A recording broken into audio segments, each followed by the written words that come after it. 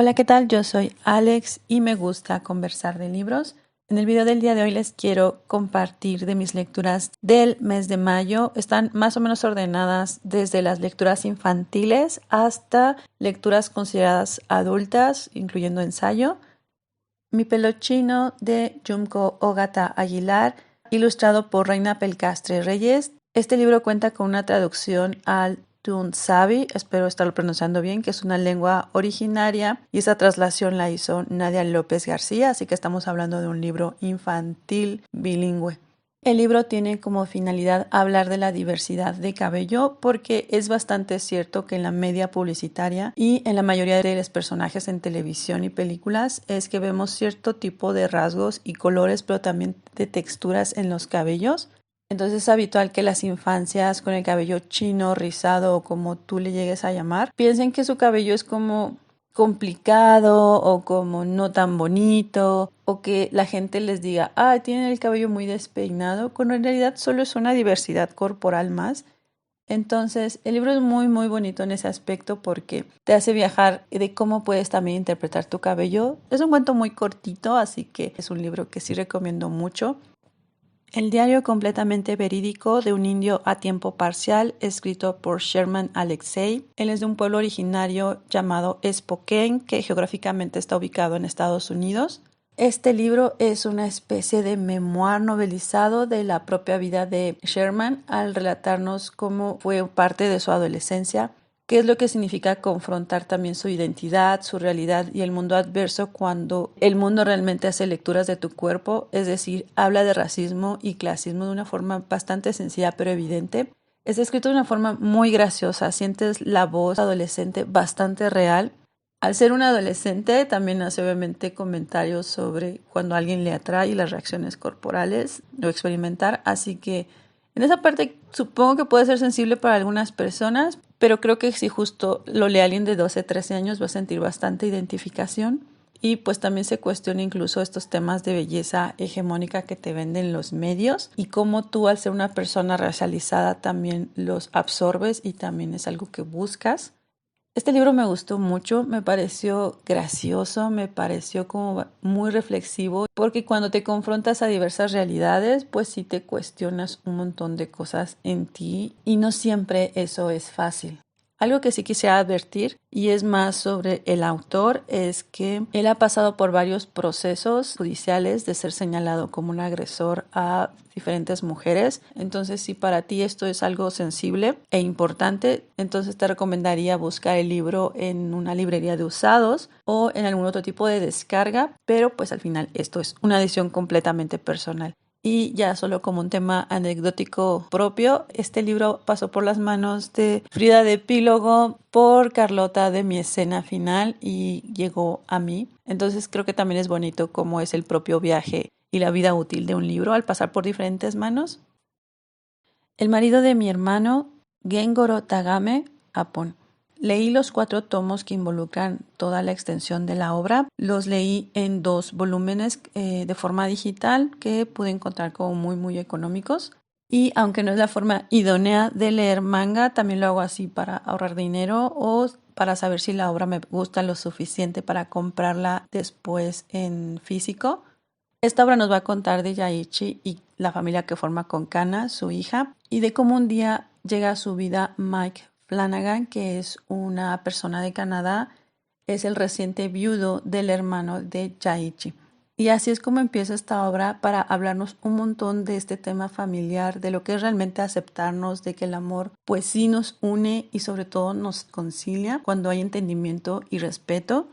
Y creo que expone algo muy importante porque Yaichi, haber tenido un hermano gay, él podría asumirse como, pues tengo un hermano que es gay, no soy homofóbico, pero en las páginas te deja evidente que claro que lo es, que claro que es algo que a pesar de los años le seguía conflictuando. Y tenemos a este personaje que es Kana, su hija tan bonita, al hacer preguntas de una forma directa, honesta, y de cómo al no viajar con tantos prejuicios sociales, simplemente entiende con la naturalidad que es, hace las preguntas y dudas adecuadas y al tener la explicación suficiente le es tan meritorio y tan valioso y acepta a la gente tal cual es. Entonces es una obra tan bonita que yo solo puedo recomendar para que lo lean desde 9-10 años.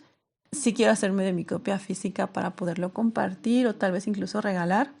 Y también puedo decir que la ilustración es bastante diferente a lo que a veces se ve en el shoujo o incluso en algunos mangas shonen, pero a mí me gustó mucho esta parte de dimensionalidad de la corporalidad, de cómo se les ve la ropa a personas como bastante robustas y fuertes. Me gustó mucho. Este manga lo leí por recomendación de Chris de Cloud Place. Les quiero compartir en la caja de descripción la cuenta a Instagram de un club de lectura que lee principalmente fantasía. Me enteré de este grupo porque durante los meses abril, mayo, junio, julio y ahora agosto van a estar leyendo la tetralogía de Mundo Umbrío de Jaime Alfonso Sandoval. Y durante el mes de mayo leyeron La Traición, que era el tomo siguiente que me correspondía a la saga, así que me pude unir. Para quienes no conocen la obra, es una saga juvenil sobre un universo vampírico bastante bien construido, es muy sólido, creo que es muy visual en la forma en que es narrado. Y a pesar de que este segundo tomo es un tocho como de más de 500 páginas, les aseguro que la lectura es súper ligera, es rápida, es graciosa, es interesante. Y creo que un gran logro que siempre se puede tener con la escritura de alguien es que te hace empatizar, pero sobre todo detestar a personajes. Entonces creo que eso es siempre un plus. Y pues no les puedo contar más detalles porque al ser una segunda parte pues no quisiera spoilarles, pero en este tomo sí se abunda mucho más sobre la parte más oscura y recóndita del mundo bajo tierra. El crepúsculo de los chingüiros de Ángel Coronado Duno, Venezuela. Me acerqué a este libro porque en el club de lectura de Emir Andrés mayo correspondía a ir a conocer a algún autor de Venezuela y tenía ganas de leer algo como juvenil o infantil. Así que encontré este libro autopublicado con personajes centrales en animales, en chingüiros, que entiendo son los capibara. Y la portada se me hizo muy bonita, así que pues lo compré. Creo que me salió como en 25 pesos, algo así como $1. Y no me gustó. My Lesbian Experience with Loneliness de Kabi Nagata, Japón.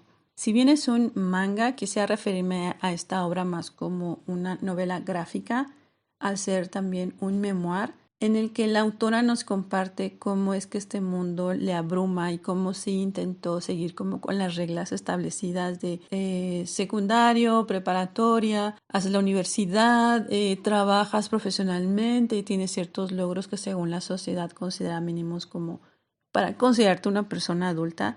Pero en su caso, no lo dice tal cual, pero es bastante evidente que ella pertenece al espectro autista, ella es una persona neurodivergente. Así que todas estas exigencias son como súper abrumadoras y desorientadoras cuando a ella tan solo a veces tomar cierta dinámica de autocuidado le es bastante complejo.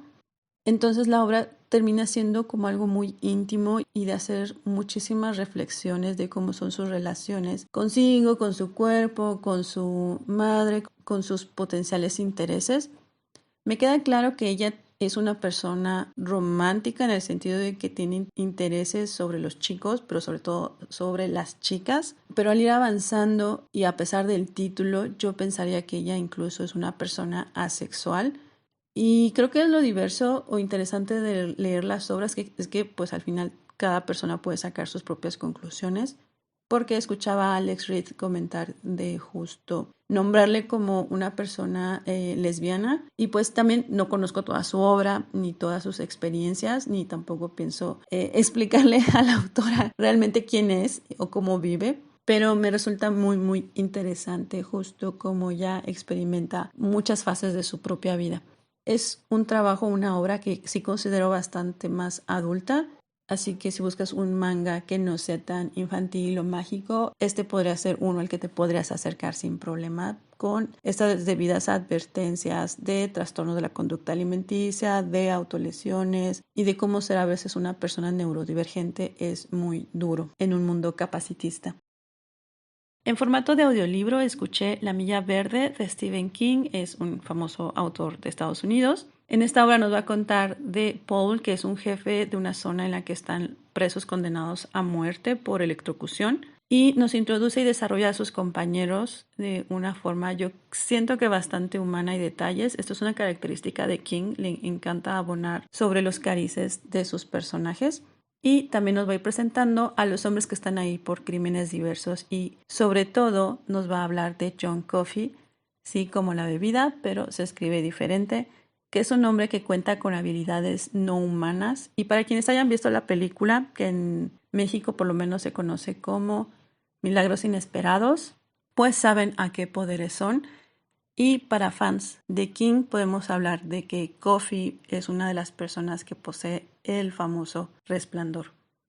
Es una historia emotiva, es súper sólida. A mí me impresionó que pese a conocer yo ya todo lo que iba a suceder, porque he visto la película muchísimas veces, aún así me tenía con todo el interés, me conmovió. El final se me salieron las lágrimas. Coffey es un personaje completamente maravilloso y pues creo que la obra cinematográfica está muy bien adaptada. Obviamente le recortaron cosas de la obra. Un dato interesante que el propio King menciona en el prólogo es que esta obra fue una novela en entregas. Es decir, a la vieja usanza de Charles Dickens, lanzó los primeros capítulos, se publican y luego otros, así hasta formar 6 partes. Y creo que esto es un experimento que fue muy divertido para el autor, pero creo que es muy retador porque habla de que debes tener mucha madurez en tu pluma y mucho bosquejo o estructura de la obra y de tus personajes. No puedes regresar a corregir o editar o meterle más carices a tus personajes. Estos han ido en su curva y las asumes hasta el final. Fruto, Daniela Arrea, México. Este libro es una colección de entrevistas en formato de primera voz, es decir, que la autora impersona a sus entrevistadas para hablar de lo que ha sido cuidar y maternar en medio de muchísimas desigualdades y violencias, a la par que comparte lo que ha sido su propia experiencia a través de fracciones de su diario. Este libro así que es como un ensayo, memoir, exposición. Al final creo que es un texto bastante duro y confrontativo y puede ser bastante agobiante de acuerdo a tus propias experiencias o las realidades de las que te vas permeando a través de la propia lectura. Creo que incluso es uno de esos libros para lectura conjunta y para poder charlar a través de sesiones varias.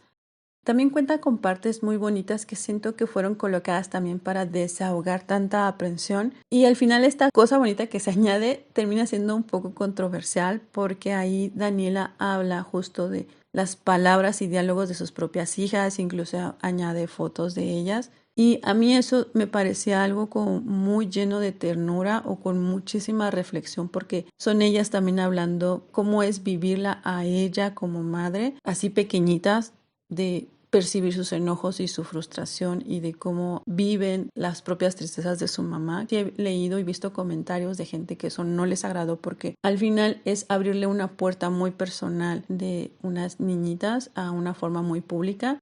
Creo que es un libro bastante interesante, podrá gustar o no gustar, pero creo que también es de esos textos necesarios y de los que puedes charlar ampliamente, pero sí tener estas advertencias sensibles. Por ejemplo, el caso de una abuela que vuelve a maternar, en este caso a sus nietas, porque su hija es parte de las mujeres desaparecidas por la violencia que hay en México.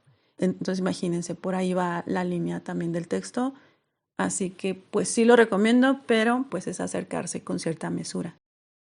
Para cerrar, les quiero comentar del libro Lo lingüístico es político. Es una colección de 4 ensayos de Yasnaya Elena Aguilar Gil, de Gloria Ann Saldúa y Ruperta Bautista, que son de naciones Ayuk, Chicana y Maya. Son ensayos bastante breves, pero creo que son muy contundentes.